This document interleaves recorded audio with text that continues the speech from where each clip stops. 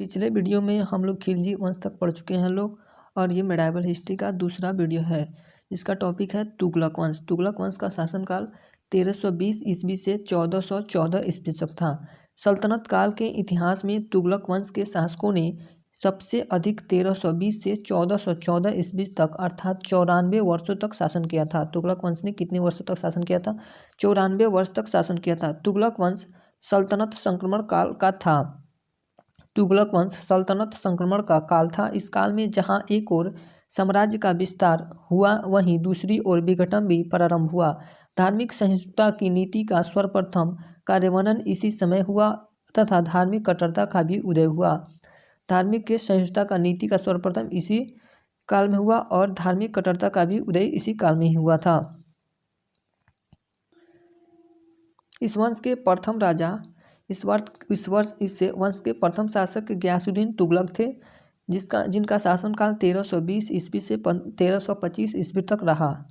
गाजी मलिक ने तुगलक वंश की स्थापना की और गयासुद्दीन तुगलक के नाम से अपना राज्याभिषेक करवाया। यह किसानों के लिए नहर निर्माण का कार्य प्रारंभ किया, अतः इसे नहरों का जनक या पिता माना जाता है। इसे नहरों का जनक या पिता किसे माना जाता है? गयासुद्दीन तुगलक को। हालांकि सर्वाधिक नहरों का जाल बिछाने का कार्य फिरोज शाह तुगलक ने किया। गयासुद्दीन तुगलक ने अपना पहला अभियान जौना खान के नेतृत्व में तेलंगाना के लिए किया। गयासुद्दीन तुगलक ने अपना पहला अभियान जौना खान के नेतृत्व में तेलंगाना के लिए किया। जौना खान ने तेलंगाना जीतकर उसका नाम सुल्तानपुर रख दिया। इस विजय के बाद जौना खान को मोहम्मद बिन तुगलक कहा गया। गयासुद्दीन तुगलक ने खुद के नेतृत्व में बंगाल अभियान, किंतु बंगाल से इसे धन की प्राप्ति नहीं हुई। इसने निजामुद्दीन औलिया को संदेश भिजवाया कि मेरे दिल्ली पहुंचने तक दान में दी गई भूमि का हिसाब तैयार रखें। इसके उत्तर में निजामुद्दीन औलिया ने कहा कि हुनूज दिल्ली दूरस्थ अर्थात हुजूर दिल्ली अभी दूर है और वास्तव में हुआ वहीं। गयासुद्दीन के दिल्ली आने के पूर्व ही उसका देहांत हो गया। मोहम्मद बिन तुगलक ने उत्तर प्रदेश के अफगानपुर में गयासुद्दीन तुगलक के विश्राम के लिए लकड़ी का महल बनवाया। मोहम्मद बिन तुगलक ने उत्तर प्रदेश के अफगानपुर में गयासुद्दीन तुगलक के विश्राम के लिए लकड़ी का महल बनवाया, किंतु इस महल के गिरने से गयासुद्दीन तुगलक की 1325 ईस्वी में मृत्यु हो गई। यह गाजी का उपाधि धारण करने वाला प्रथम सुल्तान था। गयासुद्दीन तुगलक के पर 29 बार मंगोल का आक्रमण हुआ था। सुल्तान गयासुद्दीन का अंतिम सैन्य अभियान बंगाल का था। सुल्तान गयासुद्दीन का अंतिम सैन्य अभियान बंगाल का था। इस अभियान के वापसी के दौरान कर्नाट वंश के अंतिम शासक हरि सिंह देव को हराया था। दाग और हुलिया प्रथा का प्रणेता अलाउद्दीन खिलजी था तथा उसे प्रभावशाली ढंग से गयासुद्दीन तुगलक ने लागू किया था। डाक प्रणाली को पूर्णतः गयासुद्दीन तुगलक ने व्यवस्थित किया था। इस समय डाक विभाग के अधिकारी को वरीद ए मुबालिक कहा जाता था। क्या कहा जाता था? वरीद ए मुबालिक कहा जाता था। इस काल में डाक विभाग सर्वोच्च थी। कृषि आपदा या अकाल की स्थिति में राजस्व की छूट देने की नीति गयासुद्दीन तुगलक द्वारा अपनाई गई। इसने राजस्व वसूली की इजारेदारी व्यवस्था और ठेकेदारी व्यवस्था पर पूर्णतः रोक लगा दी। नस्क या गल्ला बटाई प्रथा का संबंध भू राजस्व से था, जो गयासुद्दीन तुगलक द्वारा प्रारंभ किया गया था। गयासुद्दीन तुगलक ने अलाउद्दीन के समय लिए गए अमीरों की भूमि को पुनः लौटा दिया।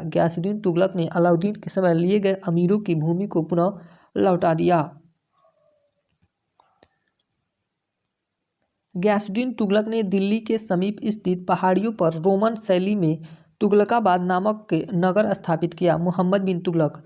उसके बाद कौन शासक बना? मोहम्मद बिन तुगलक। इसका वास्तविक नाम जौना खान या उलू खान था। यह दिल्ली के गद्दी पर 1325 ईस्वी में बैठा। मध्यकालीन सभी सुल्तानों में मोहम्मद बिन तुगलक सर्वाधिक शिक्षित, विद्वान एवं योग्य व्यक्ति था। यह 23 भाषाओं का अच्छा जानकार था।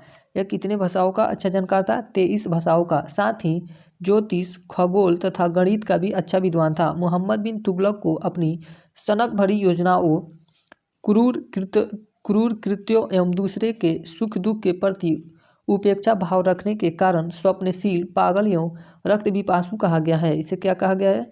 पागल या रक्त पिपासु कहा गया है। यह इतिहास में सबसे पढ़ा लिखा शासक था। यह इतिहास में सबसे पढ़ा लिखा शासक था। इसके समय सल्तनत काल की विकास बहुत तेजी से हुआ, साथ ही बिखराव भी तेजी से हुआ। इसके साम्राज्य को 29 प्रांतों में बांटा गया था। इसके समय साम्राज्य को 29 प्रांतों में बांटा गया था। मोहम्मद बिन तुगलक ने 5 सबसे बड़ी गलतियां की थी। मोहम्मद बिन तुगलक के ने 5 सबसे बड़ी गलतियां, इसने दोआब पर तब कर बढ़ा दिया जब वहां अकाल पड़ा था। दोआब सल्तनत काल का सबसे उपजाऊ प्रदेश था। किसानों के विद्रोह के कारण इसने किसानों की मदद के लिए एक नए विभाग दीवाने अमीर कोही की स्थापना की, जिसका प्रधान अमीर कोही था। जिसका प्रधान कौन था? अमीर कोही। अकाल से राहत के लिए सुल्तान ने एक अकाल संहिता तैयार करवाई। क्या तैयार करवाई? अकाल संहिता तैयार करवाई। किसानों के लिए अग्रिम कृषि ऋण तकावी की व्यवस्था करवाई। इसने तांबे की सांकेतिक मुद्रा 1329 से 1330 ईस्वी में चलवाया, किंतु इस मुद्रा का बड़े पैमाने पर दुरुपयोग होने लगा। बर्नी कहते हैं कि प्रत्येक हिंदू का घर टकसाल बन गया था। इसने मंगोल आक्रमण के डर से तथा दक्षिण में इस्लाम के प्रसार के लिए राजधानी दिल्ली से देवगिरी दौलताबाद को 1327 ईस्वी में स्थानांतरित किया, जो असफल रहा। बर्नी के अनुसार देवगिरी साम्राज्य के केंद्र में था। बर्नी के अनुसार देवगिरी साम्राज्य के केंद्र में था, जहां चारों ओर से दूरी समान थी, इसलिए इसे राजधानी के लिए चुना गया था। इसने खुरासान ईरान पर आक्रमण के लिए 3 लाख सैनिकों की फौज बनाई और उन्हें अग्रिम वेतन भी दिया, किंतु अंतिम समय में वह खुरासान के शासक से संधि कर लिया। इतिहासकारों के अनुसार खुरासान मध्य एशिया का ट्रांस ऑक्सियाना का क्षेत्र था। इतिहासकारों के अनुसार खुरासान कहाँ का क्षेत्र था? मध्य एशिया का ट्रांस ऑक्सियाना का क्षेत्र था। यह अभियान तर्माशरीन और मोहम्मद तुगलक का मैत्री परिणाम था। यह अभियान तर्माशरीन और मोहम्मद तुगलक का मैत्री का परिणाम था। इसने सैनिकों के विद्रोह से बचने के लिए इन्होंने हिमालय की दुर्गम चोटी कराचिल अभियान के लिए सैनिक भेजा, जहां अधिकांश सैनिक आपसी विवाद में लड़कर मर गए। 1333 से ईस्वी में मोरक्को अफ्रीका का यात्री इब्न बतूता 7000 किलोमीटर की यात्रा के बाद दिल्ली पहुंचा। 1336 ईस्वी में हरियर एवं बुक्का ने दिल्ली सल्तनत से टूटकर विजयनगर की स्थापना कर ली। 1347 ईस्वी में हसन गंगू ने दिल्ली सल्तनत से टूटकर बहमनी साम्राज्य की स्थापना कर ली। 1351 ईस्वी में सिंध थट्टा विद्रोह को दबाने के लिए सुल्तान स्वयं गए, जिस दौरान उसकी मृत्यु हो गई। उसके मृत्यु पर बदायूं कहता है कि सुल्तान को उसकी प्रजा से और प्रजा को सुल्तान से मुक्ति मिल गई। रेहला नामक पुस्तक के लेखक इब्न बतूता था। रेहला नामक पुस्तक का लेखक कौन था? इब्न बतूता था। मोहम्मद बिन तुगलक के इसकी विद्वता से खुश हुआ और उसे दिल्ली का काजी जज नियुक्त किया। इब्न बतूता के कहने पर मोहम्मद बिन तुगलक ने डाक विभाग प्रारंभ किया था। किसके कहने पर डाक विभाग प्रारंभ किया था? मोहम्मद बिन तुगलक ने इब्न बतूता के कहने पर। इब्न बतूता के नेतृत्व में मोहम्मद बिन तुगलक ने एक दूत मंडल को चीन में भेजा। मोहम्मद बिन तुगलक धार्मिक रूप से एक सहिष्णु शासक था। इसके प्रशासन में साइराज नामक एक हिंदू मंत्री था। इन्होंने जैन विद्वान जीन प्रभा सूरी को 1000 गाय दान में दी थी। यह पहला सुल्तान था जिसने अजमेर स्थित ख्वाजा मोइनुद्दीन चिश्ती की दरगाह तथा बहराइच में सल्लार मसूद गाजी के मकबरे का दर्शन किया था। मोहम्मद बिन तुगलक होली का त्यौहार अपने दरबार में मनाता था। मोहम्मद बिन तुगलक का कहना था कि मेरा राज्य रुग्ण बीमार हो चुका है। इसे रक्त पिपासु या पागल बच्चा भी कहा जाता था। नोट: मोहम्मद बिन तुगलक के समय बिहार के सूबेदार मजदुल मुल्क था। मोहम्मद बिन तुगलक के समय बिहार का सूबेदार कौन था? मजदुल मुल्क था। फिरोज शाह तुगलक, इसके बाद कौन शासक बना? फिरोज शाह तुगलक। यह जौना खान का चचेरा भाई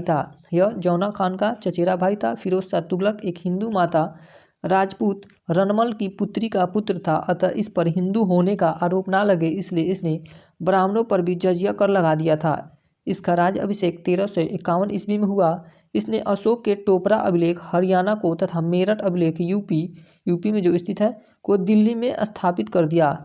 इसने अलग से एक निर्माण विभाग बनवाया और 300 से अधिक के नगर शहर का निर्माण करवाया, जैसे जौनपुर, फिरोजाबाद, हिसार, फतेहाबाद, फिरोजपुर आदि। जौनपुर को सिराज हिंद के रूप में जाना जाता है। जौनपुर को किस रूप में जाना जाता है?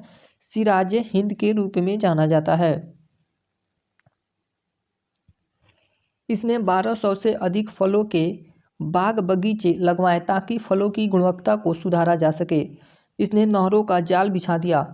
इसी के समय सर्वप्रथम सिंचाई कर टैक्स लेना प्रारंभ कर दिया गया था। जो किसान सरकारी नहर से खेती करता था उसे हक़-ए-सर्व नामक कर टैक्स देना होता था, जो कुल उपज का 10% या 1/10 भाग देना होता था। इसके समय सर्वाधिक सिंचाई तथा लोक निर्माण कार्य पर अधिक धन खर्च किया गया था। इसी के समय भू राजस्व वसूली के लिए भूमि को ठेके पर देने की प्रथा प्रारंभ की गई थी। इसी के समय भू राजस्व वसूली के लिए भूमि को ठेके पर देने की प्रथा प्रारंभ की गई थी। फिरोज शाह तुगलक पहला सुल्तान था जिसने राज्य की आमदनी का ब्यौरा तैयार करने का प्रयत्न किया। इसी के द्वारा सर्वप्रथम लोक निर्माण विभाग की स्थापना किया गया था। इसी के समय लोक निर्माण विभाग की स्थापना किया गया था। फिरोज शाह तुगलक के दरबार में सर्वाधिक दास 1,80,000 रहते थे। इसने दासों की देखभाल के लिए एक अलग विभाग दीवाने बंदगान बनाया था। इसने दासों की देखभाल के लिए एक अलग विभाग दीवाने बंदगान बनवाया था। इसने बेरोजगारों को बेरोजगारी भत्ता भी दिया। गरीब, असहाय, अनाथ की सहायता के लिए इसने एक अलग विभाग दीवाने खैरात बनवाया। इसने दारुल सफ़ा नामक एक मुफ्त अस्पताल बनवाया। यह सरकारी खर्च पर हज की यात्रा करवाने वाला पहला भारतीय शासक था। यह सरकारी खर्च पर हज की यात्रा करवाने वाला पहला भारतीय शासक था। विभिन्न धर्मों में आपसी समन्वय के लिए इसने एक अनुवाद विभाग बनवाया। फिरोज शाह तुगलक को सल्तनत काल का अकबर कहते हैं। फिरोज शाह तुगलक को सल्तनत काल का अकबर कहते हैं।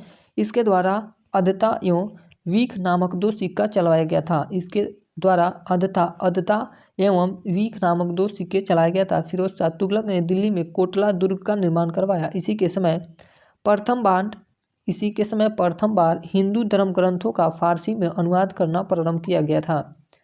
इसी के समय प्रथम बार हिंदू धर्म ग्रंथों का फारसी में अनुवाद प्रारंभ किया गया था। इसी के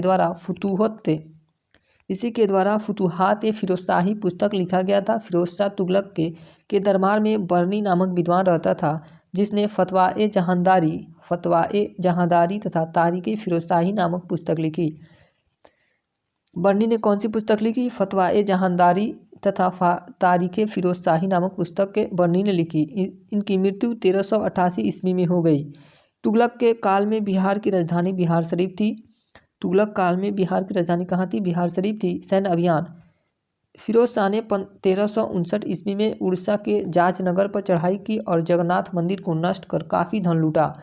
1365 ईस्वी में उन्होंने कांगड़ा, हिमाचल प्रदेश में स्थित नागरकोट के दुर्ग पर चढ़ाई की और वहां के ज्वालामुखी मंदिर को नुकसान पहुंचाया। इसने सैन्य पदों को वंशानुगत बना दिया। इसने सैन्य पदों को क्या बना दिया? वंशानुगत बना दिया। उसके बाद शासक बनता है नसरुद्दीन महमूद के समय तुगलक वंश का बिखराव बहुत तेजी से होने लगा। इसके बारे में कहा जाता है कि इसका साम्राज्य दिल्ली से पालम तक था। इसके बारे में कहा जाता है कि इसका साम्राज्य दिल्ली से पालम तक था। इनके पंजाब का सूबेदार खिजर खां ने खुद को स्वतंत्र घोषित कर लिया। इसके समय पंजाब का सूबेदार खिजर खां ने खुद को स्वतंत्र घोषित कर लिया।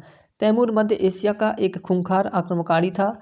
1369 ईस्वी में अपने पिता की मृत्यु के बाद यह समरकंद का शासक बना था। 1398 में तैमूर लंग ने भारत पर आक्रमण किया। 1398 ईस्वी में तैमूर लंग ने भारत पर आक्रमण किया। तैमूर लंग के भारत आक्रमण का मुख्य उद्देश्य धन प्राप्ति था। तैमूर लंग के डर से यह दिल्ली छोड़कर भाग गया। तैमूर लंग ने खिजर खां को दिल्ली का सूबेदार नियुक्त किया। तैमूर लंग के आक्रमण से तुगलक वंश का अंत हो गया। और इस प्रकार इस वंश का अंतिम शासक नसीरुद्दीन महमूद था। 1414 ईस्वी में खिजर खां ने इसकी हत्या कर दी। यह दिल्ली सल्तनत पर सर्वाधिक समय तक शासन करने वाला वंश था। उसके बाद आया सैयद वंश का शासनकाल कब से? 1414 ईस्वी से 1451 ईस्वी तक था। सैयद वंश के संस्थापक के खिजर खान थे। सैयद वंश के संस्थापक कौन थे? खिजर खान थे। सैयद वंश स्वयं को इस्लाम धर्म के संस्थापक पैगंबर मोहम्मद साहब का वंशज मानते थे। यह सल्तनत काल में शासन करने वाला एकमात्र शिया वंश था। यह सल्तनत काल में शासन करने वाला एकमात्र शिया वंश था। 1398 ईस्वी में तैमूर के भारत आक्रमण के समय खिज़र खान ने उसकी सहायता की, जिस कारण तैमूर ने भारत से लौटते समय उसे मुल्तान, लाहौर एवं दीपालपुर का सूबेदार नियुक्त किया। 1414 ईस्वी में खिज़र खान ने दौलत खां को पराजित कर दिल्ली की गद्दी पर बैठा। खिज़र खान ने कभी भी सुल्तान की उपाधि धारण नहीं की, बल्कि इसने स्वयं को रैयत आला कहा। खिज़र खान ने स्वयं को क्या कहा था? रैयत आला कहा। खिज़र खान ने अपने आप को तैमूर लंग का पुत्र शाहरुख का प्रतिनिधि बताया था। खिज़र खान ने अपने आप को तैमूर लंग का पुत्र शाहरुख का प्रतिनिधि बताया था। खिज़र खान की मृत्यु 1421 ईस्वी में हो गई। इस वंश का शासक मुबारक शाह ने सुल्तान की उपाधि धारण की। मुबारक शाह ने अपने नाम के स्वयं खुतबा पढ़वाया और अपने नाम का सिक्का चलवाया। साथ ही खुतबे से तैमूर वंशजों और सिक्कों से तुगलक वंश के शासकों का नाम हटवा दिया। मुबारक शाह ने अपने नाम के स्वयं खुतबा पढ़वाया और अपने नाम के सिक्का चलवाया। साथ ही खुतबे से तैमूर वंशजों और सिक्कों से तुगलक वंश के शासकों का नाम हटवा दिया। इसने सिक्कों पर अपना नाम मुइजुद्दीन मुबारक के खुदवाया। इसने 1433 ईस्वी में यमुना नदी के किनारे मुबारकाबाद नामक शहर की स्थापना किया। तारीख़ मुबारक शाही पुस्तक की रचना याहिया बिन अहमद द्वारा किया गया था, जो मुबारक शाह के शासनकाल में किया गया था, जिससे इस वंश की जानकारी मिलती है। भटिंडा तथा दोआब का विद्रोह मुबारक शाह के समय में हुआ था। मुबारक शाह के वजीर सरवर उल मुल्क ने षड्यंत्र द्वारा 1434 ईस्वी में मुबारक शाह की हत्या कर दी। मुबारक शाह के बाद उसका दत्तक पुत्र मुहम्मद शाह शासक बना। यह एक अयोग्य शासक था, इसलिए इसके समय शासन की बागडोर वजीर सरवर मुल्क के हाथों में था। मुहम्मद शाह ने उसे खाने जहाँ की उपाधि दिया था। मुहम्मद शाह ने उसे किस उपाधि से नवाजा था? खाने जहाँ की उपाधि से। इस वंश का अंतिम शासक अलाउद्दीन आलम शाह था। अलाउद्दीन आलम शाह इस वंश में सर्वाधिक समय तक शासन करने वाला शासक था। अलाउद्दीन आलम शाह इस वंश में सर्वाधिक समय तक शासन करने वाला शासक था। 1451 ईस्वी में बहलोल लोदी ने इसकी हत्या कर दी और लोदी वंश की स्थापना की। दिल्ली सल्तनत का अंतिम वंश लोदी वंश। लोदी वंश का शासनकाल 1451 ईस्वी से 1526 ईस्वी तक था। यह भारत का पहला शुद्ध अफगान वंश था। इस वंश के संस्थापक बहलोल लोदी अफगानिस्तान कबीले के शाहू खेल शाखा से संबंधित था। दिल्ली सल्तनत के सभी सुल्तानों में से बहलोल लोदी सर्वाधिक समय 38 वर्ष तक शासन किया था। बहलोल लोदी कितने वर्षों तक शासन किया था? 38 वर्षों तक। उसके बाद है बहलोल लोदी के बारे में। बहलोल लोदी का शासनकाल 1451 ईस्वी से 1489 ईस्वी तक था। तारीख़ दाऊदी के लेखक अब्दुल्लाह के अनुसार बहलोल लोदी अन्य सुल्तानों की तरह सिंहासन पर नहीं बैठता था। यह अपने दरबारियों के सम्मान में खड़ा रहता था और उनके बैठने के बाद बैठता था। इसने एक सिक्का चलाया जिसे बहलोली सिक्का कहते हैं। बहलोली सिक्का किसने चलाया था? बहलोल लोदी ने। बहलोली सिक्का अकबर के काल तक प्रचलन में था। बहलोल लोदी अपने सरदारों को मकसदे अली कहकर पुकारता था। बहलोल लोदी अपने सरदारों को मकसदे अली कहकर पुकारता था। इसने जौनपुर पर आक्रमण करके उसे जीत लिया। बहलोल लोदी के सबसे बड़ी सफलता जौनपुर के विरुद्ध थे। बहलोल लोदी की सबसे बड़ी सफलता जौनपुर के विरुद्ध था। 1479 ईस्वी में इसने जौनपुर की सरकी शासक हुसैन शाह को पराजित कर जौनपुर को सल्तनत काल में शामिल कर लिया। बहलोल लोदी ने ग्वालियर के शासक रायकंड को 1487 ईस्वी में पराजित किया। यह उसका अंतिम अभियान था। बहलोल लोदी का अंतिम अभियान कहाँ था? ग्वालियर। बहलोल लोदी का प्रशासन समानता के सिद्धांत पर आधारित था। बहलोल लोदी का शासन समानता के सिद्धांत पर आधारित था।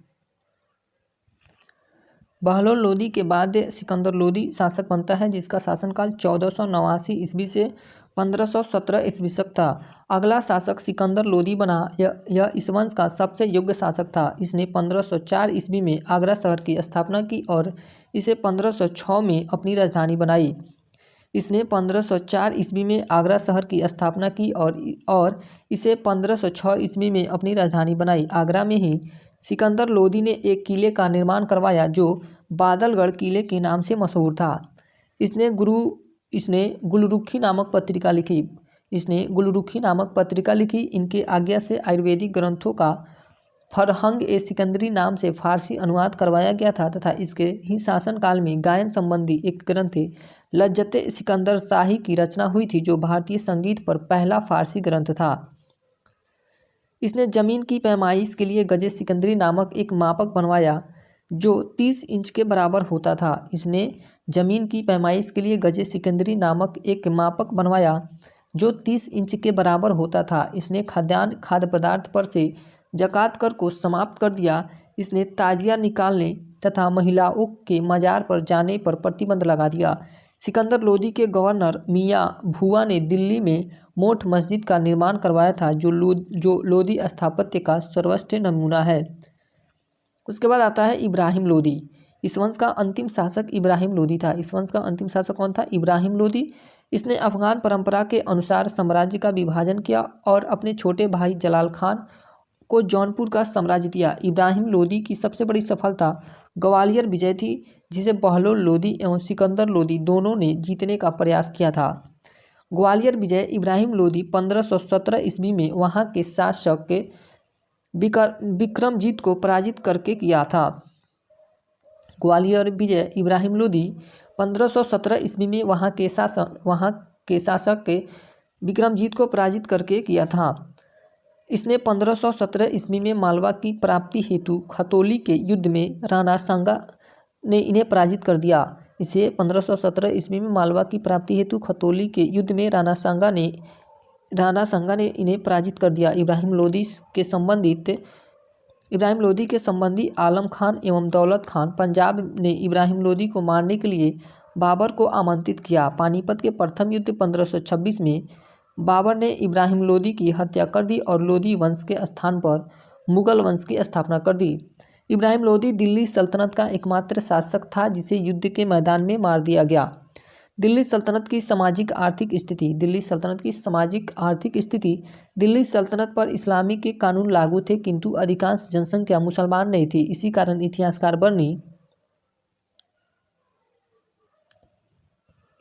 इतिहासकार बर्नी सल्तनत काल को वास्तविक इस्लाम नहीं कहा है। सल्तनत काल के अधिकतर अधिकारी अमीर तथा सुल्तान तुर्क कबीले के थे। इस समय समाज में दास प्रथा मौजूद थी जिसमें पुरुष एवं महिला दोनों को दास के रूप में रखे जाते थे। सल्तनत कालीन राजस्व व्यवस्था की जानकारी की मुख्य स्रोत अबू याकूब की पुस्तक किताबुल खराज में मिलती है। वित्तीय व्यवस्था दिल्ली सल्तनत की वित्तीय व्यवस्था। इस समय अर्थव्यवस्था का मुख्य आधार कृषि एवं व्यापार था। भारत में तुर्क आगमन के साथ ही सिंचाई के लिए रहट प्रणाली की शुरुआत हो गई। इस समय 5 प्रमुख कर थे। कितने कर थे? 5। पहला था उश्र, दूसरा मुक्तई, तीसरा खराज, उसके बाद चरी, घरी। खुम्स को मुख्य राजस्व नहीं मानते थे। खुम्स कर को मुख्य राजस्व नहीं मानते थे क्योंकि यह लूट का धन था। इस समय धार्मिक कर को सदका कहा जाता था। सदका कहा जाता था। जजिया ज़कात को भी मुख्य राजस्व नहीं मानते थे क्योंकि यह धार्मिक कर था। मशाहत इसे अलाउद्दीन खिलजी ने शुरू किया था, जिसमें भूमि के माप के आधार पर कर का निर्धारण होता था। कर वसूलने वाला सबसे छोटा ग्रामिक अधिकारी चौधरी होता था, जबकि सबसे बड़ा अधिकारी इक्तादार होता था। जब इक्तादार निश्चित कर से भी अधिक कर वसूल कर लेता था तो इस अतिरिक्त आय को फवाजिल कहा जाता था। कर वसूलने में हो रहे भ्रष्टाचार की निगरानी के लिए अलाउद्दीन खिलजी ने दीवाने मुस्तखरज नामक विभाग बनवाया था। सल्तनत काल में टंका, संस्कनी, तांबा तथा जीतल चांदी के प्रमुख सिक्के थे। गुलाम वंश के शासक अलाउद्दीन मसूद शाह ने अपने सिक्के पर खलीफा का चित्र बनवाया। इस काल में व्यापारियों के समूह को तुजारे खास कहा जाता था। बर्नी के अनुसार राजधानी दिल्ली में शराब, अवध से कपड़ा एवं मालवा से पान आता था। मार्को पोलो ने लाहौर से इस्पात के निर्यात किए जाने का उल्लेख किया है। इस काल में लाहौर एवं बयाना नील के लिए बहुत प्रसिद्ध था। इस समय फसलों की भूसी से अन्न के कणों को अलग करने के लिए पवन चक्की का उपयोग होने लगा था। भारत में चरखे का प्रथम लिखित उल्लेख इसामी की फुतूह सलातीन में मिलता है। इसामी की पुस्तक फुतूह सलातीन में मिलता है। रेशम के कीड़े पालने की प्रथा दिल्ली सल्तनत में ही प्रचलित हुई। रेशम के कीड़े पालने की प्रथा दिल्ली सल्तनत में ही प्रचलित हुई थी। बर्तनों के ऊपर कलई, टीन की परत लगाना आदि तकनीकी विकास इसी काल की देन है।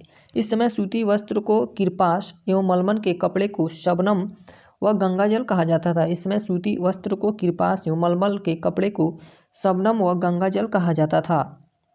जहाजरानी के क्षेत्र को दिशा सूचक यंत्र का उपयोग जहाजरानी के क्षेत्र में दिशा सूचक यंत्र का प्रयोग फिरोज शाह तुगलक के काल में हुआ तथा सीसा उत्पादन तकनीक एवं शराब बनाने की आसवन तकनीक का भी प्रयोग इसी काल की देन है। सल्तनत काल में देवल कराची अंतर्राष्ट्रीय बंदरगाह के रूप में प्रसिद्ध था। सल्तनतकालीन प्रशासन व्यवस्था। सल्तनतकालीन केंद्रीय प्रशासन का प्रधान सुल्तान होता था। प्रशासन की संपूर्ण शक्ति उसी के हाथ में केंद्रित थी। इसे सलाह देने के लिए एक विशेष संस्था थी जिसे मजलिसे खलवत कहा जाता था। बर्नी के अनुसार सल्तनतकालीन प्रशासन के 4 प्रमुख अंग थे। पहला अंग था दीवाने विजारत वित्त विभाग। केंद्रीय प्रशासन का सर्वोच्च अधिकारी वजीर होता था। इसका मुख्य कार्य लगान बंदोबस्त के लिए नियम बनाना, राज्य के आय व्यय पर नियंत्रण रखना था। तुगलक काल को मुस्लिम भारतीय विरासत का स्वर्णकाल माना जाता है। तुगलक काल को मुस्लिम भारतीय विरासत का स्वर्णकाल माना जाता है। तुगलक वंश के अंतिम शासक नासरुद्दीन महमूद ने वकील ए सुल्तान नामक पद का सृजन किया था। दूसरा था दीवाने अर्ज, सैन्य या रक्षा विभाग। दीवाने अर्ज क्या था? सैन्य या रक्षा विभाग। इस विभाग की स्थापना बलबन ने की थी। इसका अध्यक्ष आरिजे मुमालिक कहलाता था। इसका अध्यक्ष क्या कहलाता था? आरिजे मुमालिक कहलाता था। इसका प्रमुख कार्य सैनिक की भर्ती करना, सैनिकों की खाद्य सामग्री एवं यातायात की व्यवस्था करना था। उसके बाद था दीवाने इंसा, यह शाही सचिवालय होता था। इसका प्रधान दीवाने मुमालिक कहलाता था। यह पत्राचार विभाग था। यह क्या था? पत्राचार विभाग था। सुल्तान और अधीनस्थ राजाओं एवं अधिकारियों को यहीं से पत्र भेजा जाता था। उसके बाद था दीवाने रिसालत, ये धार्मिक मामलों की जांच करते थे परंतु इसे विदेश विभाग माना गया है। ये धार्मिक मामलों की जांच करते थे परंतु इसे विदेश विभाग माना गया है। कुछ अन्य प्रशासन के विभाग निम्न थे। दस्तारबंदान ये उलमाओं का समूह था जो सर पर सफ़ा पगड़ी बांधते थे। ये उच्च धार्मिक गुरुओं को उलेमा कहते हैं। काजी उल कुजात न्याय विभाग था। काजी उल कुजात क्या था? न्याय विभाग। यह धर्म विभाग का प्रधान होता था। इसे सदरे उस सुदूर भी कहते थे। इसका कार्य इस्लामी नियमों तथा उपनियमों को लागू करना था। दीवाने बरीद, गुप्तचर विभाग को क्या कहा गया है? दीवाने बरीद कहा गया है। यह गुप्तचर विभाग था। इसके अध्यक्ष बरीद मुमालिक कहलाते थे। अमीर हाजिब क्या था? यह शाही दरबार से संबंधित अधिकारी था। इसे बारबक भी कहा जाता था। दरबारी शिष्टाचार बनाए रखना इसका मुख्य दायित्व था। सल्तनतकालीन प्रशासन में सैन्य प्रशासन तुर्की और मंगोल पद्धति पर आधारित थी। इल्तुतमिश के समय सल्तनत की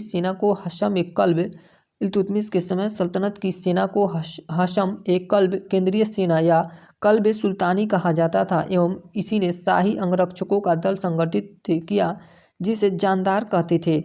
अलाउद्दीन खिलजी ने मंगोलों से प्रचलित सैन्य विभाजन की दशमलव प्रणाली को अपनाया। अलाउद्दीन खिलजी ने मंगोलों में प्रचलित सैन्य विभाजन की दशमलव प्रणाली को अपनाया और सेना का विभाजन अमीर दहा, अमीर सद, अमीर हजारा, अमीर तुमुन में किया था। कितने भागों में किया था? 4 भागों में किया था। अमीर दहा, अमीर सद, अमीर हजारा, अमीर तुमुन। भारत में तुर्कों के आने के बाद ही सैनिकों के लिए लोहे की रकाब, चमड़े का जीन तथा घोड़ों में नालबंदी की प्रथा प्रारंभ हुई। सल्तनतकालीन स्थापत्य या वास्तुकला। भवन निर्माण की कला को स्थापत्य कला कहते हैं। घोड़े के नाल के आकार की मेहराब की आकृति निर्माण का प्रयोग सर्वप्रथम अलाउद्दीन खिलजी ने अलाई दरबार में की गई है। बड़े आकार की मेहराब दीवार का निर्माण खिलजी वंश में हुआ था। अष्टभुजी मकबरा का निर्माण तुगलक काल में हुआ। बलबन पहला ऐसा सुल्तान था जिसका मकबरा शुद्ध इस्लामी पद्धति में बना। मालवा विजय के उपलक्ष्य में मेवाड़ के राणा कुंभा ने स्तंभ का निर्माण करवाया था। मालवा विजय के उपलक्ष्य में मेवाड़ के राणा कुंभा ने स्तंभ का निर्माण करवाया था। कीर्ति स्तंभ का निर्माण जैता ने किया, जबकि कीर्ति स्तंभ के प्रशस्तिकार अत्रि और महेश थे। सल्तनत कालीन साहित्य। सल्तनत काल में फारसी भाषा का प्रचलन था। सल्तनत काल में सबसे बड़े कवि अमीर खुसरो थे, जिन्हें मंगोलों ने बंदी बना लिया था, किंतु वो यहाँ से भाग गए। अमीर खुसरो का जन्म उत्तर प्रदेश के एटा पटियाला में हुआ था। ये बलबन से लेकर मोहम्मद बिन तुगलक तक कुल 7 राजाओं के दरबार में रहे थे। कितने राजाओं के दरबार में रहे थे? 7 राजाओं के दरबार में। इन्हें अपनी दरबार में संरक्षण अलाउद्दीन खिलजी ने दिया। ये हिंदी, फारसी तथा खड़ी बोली के जानकार थे। इन्होंने सर्वाधिक रचनाएं खड़ी बोली में की थी। इनकी सबसे प्रमुख रचना तारीख़ दिल्ली है। इन्हें तोताए हिंद कहते हैं। अमीर खुसरो को क्या कहा जाता है? तोताए हिंद कहा जाता है। ये निज़ामुद्दीन औलिया के शिष्य थे। इन्होंने तबला तथा सितार का आविष्कार किया था। सितार को हिंदू मुस्लिम का मिश्रण कहते हैं। सल्तनत काल का एकमात्र सुल्तान फिरोज शाह तुगलक था, जिसने अपनी आत्मकथा खुद लिखी, जिसे फुतुहाते फिरोज शाही कहते हैं। सल्तनत काल का एकमात्र सुल्तान फिरोज शाह तुगलक था, जिसने अपनी आत्मकथा लिखी, जिसे फुतुहाते फिरोज शाही कहते हैं। सल्तनत कालीन प्रमुख विभाग। पहला था दीवाने मुस्तखरज। किस विभाग से संबंधित था? यह बीत विभाग था। बनाने वाला कौन सुल्तान था? अलाउद्दीन खिलजी ने। दीवाने मुस्तखरज कौन बनाया था? अलाउद्दीन खिलजी। उसके बाद था दीवाने कोही। यह कृषि विभाग से संबंधित था। इसका निर्माण किसने किया था? मोहम्मद बिन तुगलक ने अमीर कोही बनवाया था। दीवाने अर्ज यह सैन्य विभाग से संबंधित था, सैन्य विभाग था, और यह बलबन ने बनवाया था। बलबन। दीवाने बंदगान के निर्माण कौन किया था? फिरोज शाह तुगलक ने किया था, और यह दास विभाग था। दीवाने बंदगान क्या था? दास विभाग। दीवाने खैरात क्या था? यह एक दान विभाग था, और इसके फिरोज शाह तुगलक ने निर्माण किया था। इसे फिरोज शाह तुगलक ने बनवाया था। उसके बाद है दीवाने इस्तेहाक। यह पेंशन विभाग था। दीवाने इस्तेहाक क्या था? पेंशन विभाग, और फिरोज शाह तुगलक ने इसका निर्माण करवाया था। शासक कुतुबुद्दीन ऐबक के प्रमुख कार्य कौन कौन थे? कुव्वतुल इस्लाम मस्जिद दिल्ली भारत में निर्मित प्रथम मस्जिद है। कुव्वतुल इस्लाम मस्जिद कुतुबुद्दीन ऐबक ने बनवाया था। 2.5 दिन का झोपड़ा अजमेर में। इस मस्जिद की दीवार पर विग्रहराज चतुर्थ द्वारा रचित संस्कृत नाटक हरिकेली के अंश उत्कीर्ण है।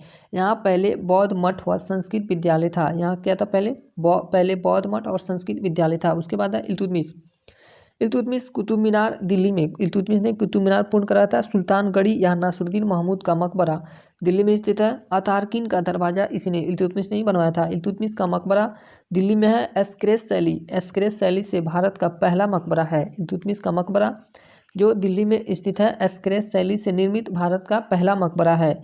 हौज शमसी किसने बनाया था? इल्तुतमिश ने, जो बदायूं में स्थित है। उसके बाद है बलबन का मकबरा दिल्ली में है। शुद्ध इस्लामी शैली में निर्मित भारत का पहला मकबरा बलबन ने बनवाया था। लाल महल दिल्ली में है, इसको भी बलबन ने बनवाया था। उसके बाद है अलाउद्दीन खिलजी। अलाई दरवाज़ा दिल्ली में स्थित है। सीरी का किला दिल्ली में स्थित है। हजार खंबा महल दिल्ली। हौज खास दिल्ली। जमात खाना मस्जिद दिल्ली। ये सब किसने बनवाया था? अलाउद्दीन खिलजी ने। अलाई दरवाज़ा, सीरी का नगर, हजार खंबा महल, हौज खास, जमात खाना मस्जिद। अब है मोहम्मद बिन तुगलक। आदिलाबाद का किला मोहम्मद बिन तुगलक ने बनवाया था। निज़ामुद्दीन औलिया का मकबरा मोहम्मद बिन तुगलक के काल में बना था। जहाँपनाह नगर मोहम्मद बिन तुगलक ने बनवाया था। फिरोज शाह तुगलक। काली मस्जिद, खिड़की मस्जिद, काबा मस्जिद, फिरोज शाह कोटला नगर, फिरोज शाह का मकबरा, यह किसने बनवाया था? फिरोज शाह तुगलक। मियाँ भुआ मोठ मस्जिद किसने बनाया था? मोठ मस्जिद मियाँ भुआ ने। इब्राहिम लोदी सिकंदर लोदी का मकबरा इब्राहिम लोदी ने बनवाया था। दिल्ली सल्तनत के बाद है Vijayanagar. 15 lesson chapter, lesson number है 15। तो विजयनगर साम्राज्य पढ़ते हैं लोग। तुगलक साम्राज्य के विघटन के पश्चात केंद्रीय सत्ता लुप्त हो गई और इस विघटित साम्राज्य के अवशेषों पर दक्षिण भारत में विजयनगर और बहमनी राज्य, जबकि उत्तर भारत में मालवा, मेवाड़, जौनपुर, कश्मीर, बंगाल आदि क्षेत्रीय शक्तियों का उद्भव हुआ। विजयनगर साम्राज्य। विजयनगर का शाब्दिक अर्थ होता है जीत का शहर। विजयनगर का शाब्दिक अर्थ होता है जीत का शहर। विजयनगर साम्राज्य की स्थापना 1336 ईस्वी में हरियर एवं बुक्का नामक दो भाइयों ने किया। इन दोनों को मोहम्मद बिन तुगलक ने इस्लाम धर्म कबूल करवाया था और दक्षिण भारत भेज दिया, जहां इनकी मुलाकात श्रृंगेरी के प्रतिष्ठित गुरु विद्यारण्य से हुई, जिन्होंने इनकी शुद्धि कराई अर्थात वापस हिंदू धर्म में लाया। इन्होंने दक्षिण भारत के क्षेत्र को जीतकर विजयनगर साम्राज्य की स्थापना किया और अपने पिता संगम के नाम पर संगम वंश की स्थापना किया और हम्पी, कर्नाटक को अपनी राजधानी बनाया। नोट: विजयनगर साम्राज्य पर 4 वंशों ने शासन किया। ट्रिक: संगम सतुआ। ट्रिक क्या है? संगम सतुआ। स से संगम वंश, स से संगम वंश, फिर से स से सालू वंश, तू से तुलु वंश, आ से अरविडू वंश।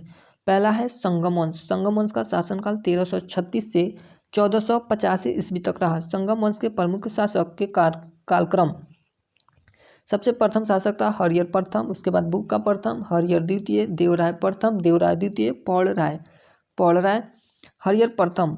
इसका शासनकाल 1336 ईस्वी से 1356 ईस्वी तक था। इस वंश का प्रथम शासक हरियर प्रथम था, जो 1336 ईस्वी में शासक बना। इसने प्रारंभ में अन्य गोंडी को अपनी राजधानी बनाया, परंतु बाद में राजधानी विजयनगर स्थानांतरित कर दी। इसके दरबार में सायन नामक विद्वान रहते थे, जिन्होंने वेदों पर टीका कमांड लिखा। उसके बाद आया बुक्का प्रथम। बुक्का प्रथम का शासनकाल 1356 ईस्वी से 1377 ईस्वी तक रहा। हरियर प्रथम के बाद उसका छोटा भाई बुक्का प्रथम शासक बना। इसने वेदमार्ग प्रतिष्ठापक की उपाधि धारण की। इसके समय कृष्णा एवं तुंगभद्रा नदी के बीच रायचूर द्वीप पर अधिकार के लिए बहमनी साम्राज्य से युद्ध प्रारंभ हो गया। यह युद्ध 200 वर्षों तक चला और अंततः सफलता विजयनगर साम्राज्य को ही मिला। इस युद्ध में किसको सफलता मिला था? विजयनगर साम्राज्य। बुक्का प्रथम ने हिंदू धर्म की सुरक्षा का दावा किया और वेद मार्ग प्रतिष्ठापक की उपाधि धारण की। बुक्का प्रथम ने हिंदू धर्म की सुरक्षा का दावा किया और वेद मार्ग प्रतिष्ठापक की उपाधि धारण की। इसके शासनकाल में बहमनी शासक मोहम्मद प्रथम ने बुक्का प्रथम को पराजित किया। उसके बाद शासन आया हरियर द्वितीय। हरियर द्वितीय का शासनकाल 1377 ईस्वी से 1406 ईस्वी तक रहा। 1377 ईस्वी में बुक्का प्रथम की मृत्यु के उपरांत हरियर द्वितीय शासक बना। इसने अपने पूर्ववर्ती शासकों के विपरीत महाराजा धीराज की उपाधि धारण की। उपाधियां धारण की। उसके बाद आया देवराय प्रथम। इसका शासनकाल 1406 ईस्वी से 1422 ईस्वी तक रहा। इसने अपने सेना में तुर्क धनुर्धरों को शामिल किया। इसने तुंगभद्रा नदी पर नहर बनवाया ताकि सिंचाई हो सके। इसके समय बहमनी शासक फिरोज शाह बहमन ने आक्रमण किया और इसने देवराय प्रथम को पराजित कर दिया, किंतु दोनों के बीच वैवाहिक संबंध स्थापित हो गए। इसके दरबार में हरविलासम के लेखक तथा प्रसिद्ध तेलुगु कवि श्रीनाथ रहते थे।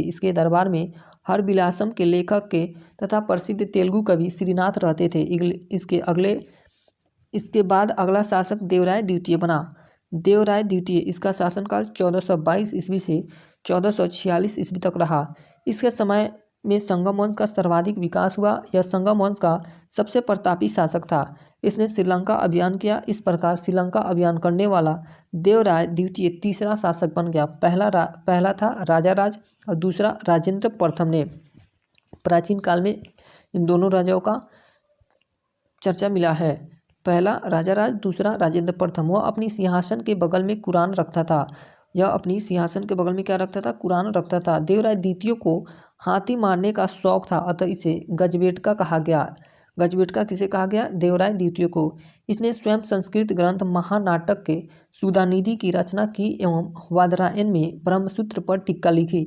इसके दरबार में फारस के विदेश यात्री अब्दुल रज्जाक आया था, जिसका यात्रा विवरण मतलाहे साहिन है, जो फारसी भाषा में लिखा गया। किस भाषा में लिखा गया? फारसी भाषा में लिखा गया है।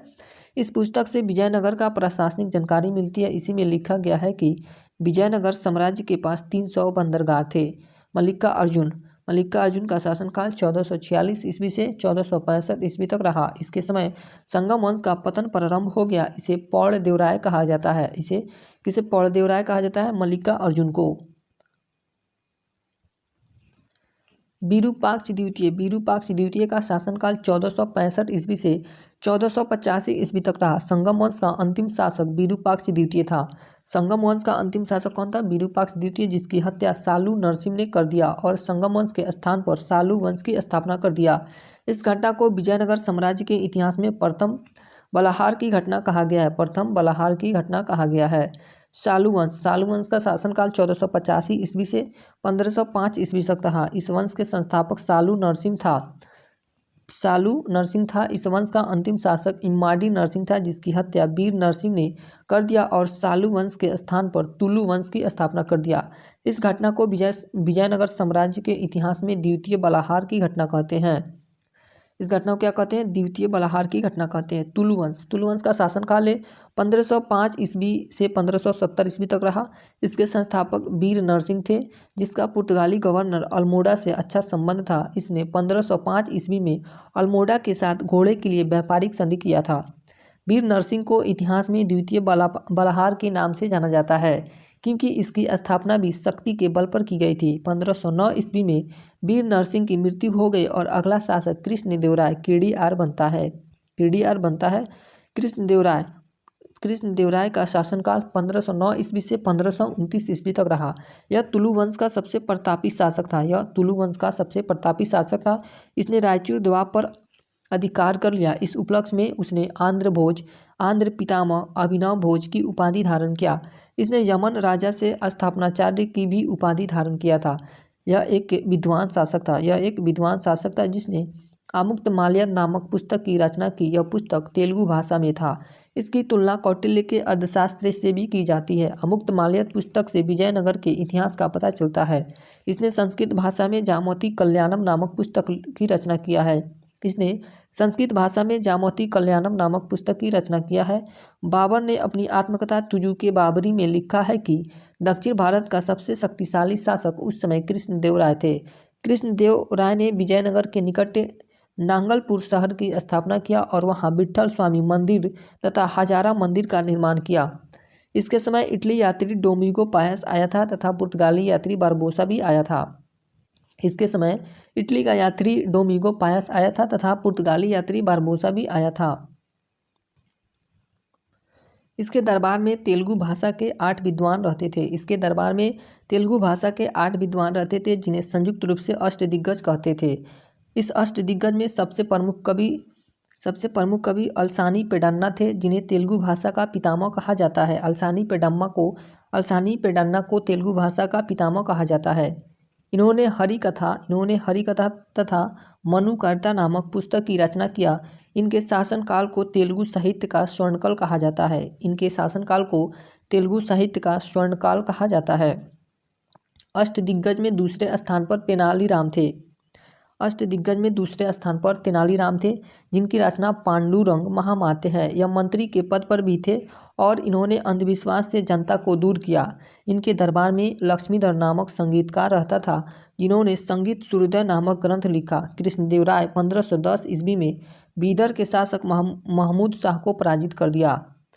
इन्होंने 1512 ईस्वी में रायचूर दोआब तथा गुलबर्गा के दुर्गों को भी जीत लिया। इन्होंने उड़ीसा के साथ साथ प्रताप रुद्रदेव से संधि कर उसकी पुत्री से विवाह कर लिया। 1520 ईस्वी में कृष्णदेवराय ने गोलकुंडा को हराकर वारंगल पर अधिकार कर लिया।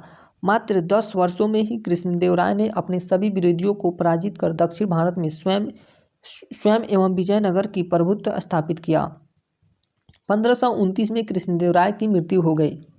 उसके बाद शासक बनता है अच्युत देवराय। इसका शासनकाल 1529 ईस्वी से 1542 ईस्वी तक रहा। इस वंश का अगला शासक अच्युत देवराय बना। इसने प्रांतों पर नियंत्रण रखने के लिए महामंडलेश्वर नामक नए अधिकारी की नियुक्ति की गई। इसके समय से ही इस वंश का बिखराव शुरू हो गया। इसके समय पुर्तगाली यात्री नूनीज भारत आया था। इसके समय पुर्तगाली यात्री नूनिज भारत आया था। उसके बाद शासक बनता है सदाशिवराव। इसका शासनकाल 1542 ईस्वी से 1570 ईस्वी तक रहा। इस वंश का अंतिम शासक सदाशिवराव था। इस वंश का अंतिम शासक सदाशिवराव था। इसका सेनापति राम राय था। राम राय ने शासन की सारी शक्ति अपने हाथ में ले लिया। सदाशिवराव के अभिलेखों से सूचना मिलती है कि उसने अपने शासनकाल में नाइयों को व्यवसाय कर से मुक्त कर दिया था। वह एक साम्राज्यवादी सेनापति था जिसने बहमनी साम्राज्य के 5 राज्य बीजापुर, गोलकुंडा, बरार, बीदर, अहमदनगर में फूट डालने की कोशिश किया, किंतु इसके विपरीत परिणाम हुआ। इसी के शासनकाल में बहमनी साम्राज्य के 5 राज्यों में से बरार को छोड़कर शेष चारों ने मिलकर 1565 में विजयनगर पर हमला कर दिया। इस युद्ध को तालीकोटा का युद्ध कहा जाता है। इसे राक्षसी तंगड़ी का युद्ध के नाम से भी जाना जाता है। तालीकोटा का युद्ध राक्षसी तंगड़ी के युद्ध के नाम से भी जाना जाता है। इस युद्ध में विजयनगर साम्राज्य का अंत कर दिया। इस युद्ध ने विजयनगर साम्राज्य का अंत कर दिया। युद्ध के मैदान में रामराय मारा गया। सदाशिवराय ने अपना अगला सेनापति तिरुमल को बनाया। तिरुमल ने सदाशिवराव की हत्या कर दी और एक नया वंश आरबीडी वंश की स्थापना कर दिया। आरबीडी वंश का शासनकाल 1570 ईस्वी से 1652 ईस्वी तक रहा। इस वंश के संस्थापक तिरुमल थे। इस वंश के संस्थापक कौन थे? तिरुमल थे। तिरुमल ने पेनुगोंडा को विजयनगर के स्थान पर अपनी राजधानी बनाया, परंतु 1586 ईस्वी में वेकंट द्वितीय चंद्रगिरी को अपना मुख्यालय बनाया। इसे विजयनगर साम्राज्य का अंतिम महान शासक माना जाता है। यह वंश अधिक दिन तक शासन नहीं कर सका और इस वंश का अंतिम शासक श्रीरंग तृतीय को पराजित करके शिवाजी ने उसके क्षेत्र को मराठा साम्राज्य में मिला लिया।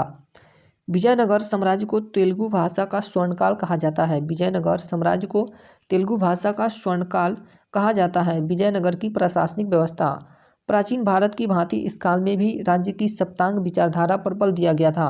विजयनगर की प्रशासनिक व्यवस्था की जानकारी कृष्णदेवराय की रचना अमुक्तमाल्य तथा अब्दुल रज्जाक की रचना में है। राजा को सलाह देने के लिए एक मंत्री परिषद होती थी जिसके प्रमुख अधिकारी प्रधानी या महाप्रधानी कहलाता था। इसका अध्यक्ष सभानायक होता था। इसका अध्यक्ष कौन होता था? सभानायक होता था। इस समय राजा अपने राज अभिषेक के समय एक विशेष प्रकार का यज्ञ कराता था जिसे पट्टा अभिषेक यज्ञ कहते हैं। इसके समय पूरे साम्राज्य को निम्न नामों से जाने जाते थे। केंद्र सेंट्रल, मंडल को प्रोविंस, मंडल को प्रांत, प्रांत को मंडल कहा जाता था। जिला को कोट्टम या वलनाडु कहा जाता था। जिला को कोट्टम या कहा जाता था।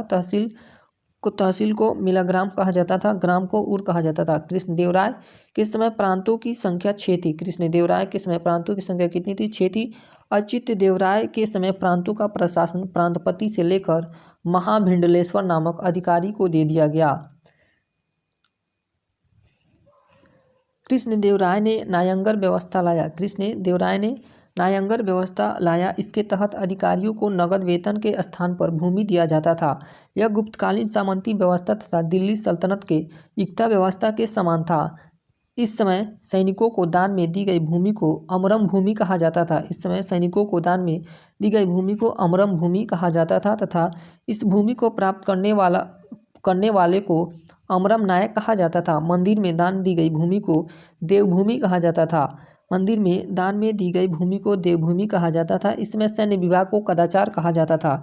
विजयनगर की सामाजिक एवं आर्थिक स्थिति। विजयनगर भारतीय इतिहास का अंतिम साम्राज्य था जो वर्ण आश्रम व्यवस्था पर आधारित था।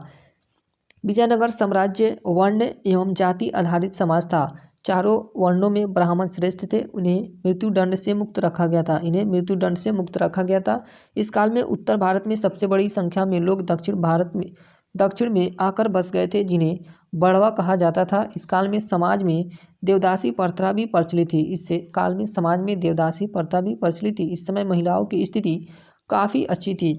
कृष्णदेवराय के दरबार में महिला अंगरक्षिकाओं की भी नियुक्ति की जाती थी। इस काल में मनुष्यों का क्रय विक्रय भी होता था जिसे वेश्यावग कहा जाता था। इस काल में मनुष्यों का क्रय विक्रय भी होता था जिसे वेश्यावग कहा जाता था। मनोरंजन के साधन के रूप में इस समय शतरंज के साथ बोमलाट नामक एक छाया नाटक का प्रचलन था। यक्षगान का भी विकास विजयनगर में हुआ। भूराजस्व को सीरत कहते थे और इस कर को वसूलने वाले अधिकारी को आथवन कहते थे। कर का मुख्य आधार कृषि था। कर का मुख्य आधार क्या था? कृषि था। विजयनगर साम्राज्य में शिष्ट नामक भूमि कर राजकीय आय का प्रमुख स्रोत था, जबकि केंद्रीय राजस्व विभाग 98 के नाम से जाना जाता था। 98 के नाम से जाना जाता था। इस समय 4 प्रकार की भूमि का प्रचलन था। इस समय कितने प्रकार की भूमि का प्रचलन था? 4 प्रकार की भूमि का। पहला था सिंचित भूमि। सिंचित भूमि यह सबसे उपजाऊ भूमि थी। यहाँ बिना किसी सिंचाई साधन के ही अच्छी फसल होती थी। इस पर सर्वाधिक कर था। दूसरी थी बगानी या बगाती कृषि बगाती भूमि। इस भूमि पर बगानी फसलें जैसे मसाला की खेती होती थी। इस पर कर सिंचित भूमि से कम था। इस पर कर सिंचित भूमि से कम था। तीसरा था ऊसर भूमि। यह वैसी भूमि थी जिस पर प्रतिवर्ष कृषि नहीं होती थी। यह अधिकतर समय सूखाग्रस्त रहता था। यह अधिकतर समय सूखाग्रस्त रहता था। इस पर कम कर था। जंगली या वन भूमि चौथी भूमि का प्रकार था। जंगली या वन भूमि, इस भूमि का अधिकतर भाग वन का विस्तार था। इस भूमि का अधिकतर भाग पर वन का विस्तार था। इस पर कृषि कार्य न के बराबर होता था। इस भूमि पर कोई कर नहीं था। इस समय खेत में लगे कृषक मजदूर को कूदी कहा जाता था। इस समय भू राजस्व ही राजकीय आय का मुख्य साधन था। यहाँ उपज का 1/6 भाग भूमि कर के रूप में वसूला जाता था। उसके बाद है मुद्रा व्यवस्था। विजयनगर की सर्वाधिक प्रसिद्ध सिक्का स्वर्ण का वरा था, जो 52 ग्रेन का होता था। इसे पैगोडा कहा जाता था। सोने के छोटे सिक्कों को परपात तथा फर्णम कहा जाता था, जबकि चांदी के छोटे सिक्कों को तार कहा जाता था। हरिहर प्रथम के सिक्के में हनुमान एवं गरुड़ की आकृति अंकित थी। सदाशिवराय के सिक्के पर लक्ष्मी नारायण का अंकन होता था। पुर्तगालियों ने विजयनगर के सिक्कों की तुलना हुंड से की है। विजयनगर की स्थापत्य कला। इस समय मंदिर निर्माण के क्षेत्र में द्रविड़ शैली का विकास अधिक हुआ, जिसका सर्वश्रेष्ठ नमूना विट्ठल स्वामी मंदिर है। यहाँ के मंदिरों गोपुरम को या राय गोपुरम कहा जाता था। साथ ही मंदिरों में अम्मन मठ या कल्याण मंडप पे उल्लेखनीय है। अम्मन मठ देवी को समर्पित भवन की एक संरचना है, जबकि कल्याण मंडप एक विशालकाय सभा भवन होता था। विजयनगर राज्य के शासक के तिरुमलाई नायक के काल में सुंदरेश्वर मंदिर एवं मदुरै की मीनाक्षी मंदिर का निर्माण हुआ। विजयनगर राज्य के शासक के तिरुमलाई नायक के काल में सुंदरेश्वर मंदिर एवं मदुरै की मीनाक्षी मंदिर का निर्माण हुआ। विजयनगर काल में आए विदेशी यात्री। पहला था निकोलो डी कांटी। यह इटली का रहने वाला था और देवराय प्रथम के शासनकाल में आया था। दूसरा था अब्दुल रज्जाक। ये फारस का रहने वाला था और देवराय द्वितीय के शासनकाल में आया था। तीसरा था बार्थोमा। यह भी इटली का था और वीर नरसिंह के शासनकाल में आया था। चौथा था बारबोसा पुर्तगाली यात्री था और यह कृष्णदेव राय के शासनकाल में आया था। चौथा था डोमिगो पायस। ये भी इटली का रहने वाला था। ये कृष्णदेव राय के शासनकाल में आया था। अंतिम था नूनीज और यह पुर्तगाली यात्री था और यह अच्युत देव राय के शासनकाल में आया था। निकोलो डी कांटी इटली का, बार्थोमा इटली का, डोमिगो पायस इटली का। ये 3 यात्री इटली के थे। चीनी यात्री माहुयान संगम वंश के शासक मल्लिका अर्जुन के शासनकाल में आया था। चीनी यात्री माहुयान संगम वंश के शासक के मल्लिका अर्जुन के शासनकाल में आया था। अब है बहमनी साम्राज्य का शासनकाल 1347 ईस्वी से 1527 ईस्वी तक रहा। इसके प्रथम शासक अलाउद्दीन बहमन शाह। इसका शासनकाल 1347 ईस्वी से 1358 ईस्वी तक था। इस वंश की स्थापना 1347 ईस्वी में मोहम्मद बिन तुगलक के समय हसन गंगू जफर खान ने किया। इसका मूल नाम अलाउद्दीन हसन बहमन शाह था। हसन गंगू ने अपनी राजधानी गुलबर्गा को बनाया तथा इसका नाम आहसानाबाद रखा। इसका नाम क्या रखा था? आहसानाबाद। बहमनी राज्य की भाषा मराठी थी तथा इनकी मुद्रा हुंड थी। मोहम्मद शाह उसके बाद शासन बनता है। मोहम्मद शाह हसन गंगू के बाद मुहम्मद शाह प्रथम शासक बना। इसी के शासनकाल में बहमनी विजयनगर के बीच संघर्ष की शुरुआत हुई। इसने रायचूर पर अधिकार के लिए बुक्का प्रथम से युद्ध किया और युद्ध में विजयी रहा। मोहम्मद शाह ने संपूर्ण बहमनी साम्राज्य को चार प्रांतों तरफ में विभाजित किया। ये चार प्रांत थे गुलबर्गा, दौलताबाद, बरार और बीदर। ताजुद्दीन फिरोज शाह, इसका शासनकाल 1397 ईस्वी से 1422 ईस्वी तक रहा। यह बहमनी वंश का सर्वाधिक विद्वान सुल्तान था। इसने भी रायचूर पर अधिकार कर लिया। विजयनगर शासक देवराय प्रथम से युद्ध किया और युद्ध में विजयी रहा। उसके बाद आया सिहाबुद्दीन अहमद शाह प्रथम, इसका शासनकाल 1422 ईस्वी से 1436 ईस्वी तक रहा। इस वंश का अगला शासक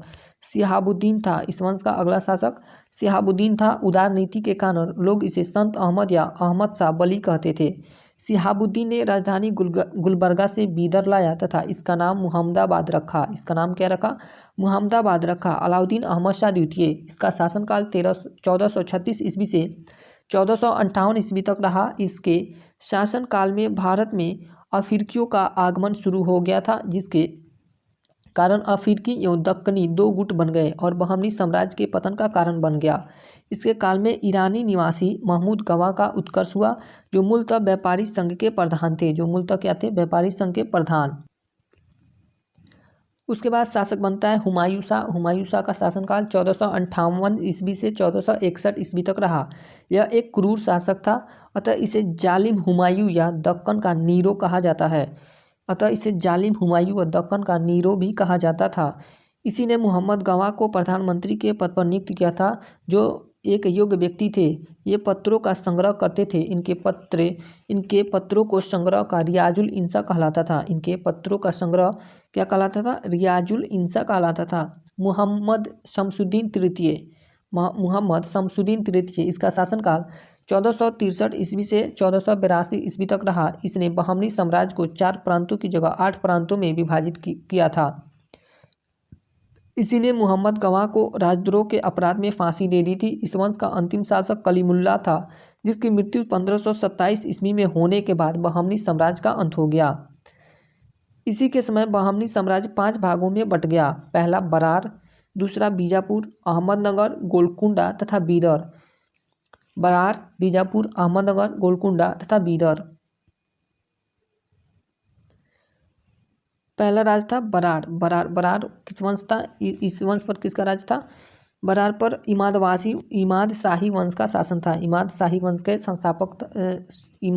वंश का शासन था और इसके संस्थापक कौन थे? फतेउल्लाह इमाद शाह इसके संस्थापक थे। वर्ष 1484 ईस्वी में क्षेत्र महाराष्ट्र, राजधानी एलिचपुर गाविलगढ़। दूसरा था बीजापुर वंश, आदिल शाही वंश संस्थापक यूसुफ आदिल शाह। वर्ष 1489 ईस्वी, क्षेत्र कर्नाटक, राजधानी नौरसपुर। तीसरा था अहमदनगर वंश, निजाम शाही वंश, संस्थापक मलिक अहमद। वर्ष 1490 ईस्वी, क्षेत्र महाराष्ट्र, राजधानी जुन्नर, अहमदनगर। चौथा था गोलकुंडा कुतुब शाही वंश, संस्थापक कुल्ली कुतुब शाह। वर्ष 1512, क्षेत्र तेलंगाना, राजधानी गोलकुंडा। राज्य पांचवा था बीदर बरीद शाही वंश, संस्थापक अमीर अली बरीद। वर्ष 1526, क्षेत्र कर्नाटक, राजधानी बीदर। इसकी राजधानी कहाँ थी? बीदर की राजधानी बीदर ही था।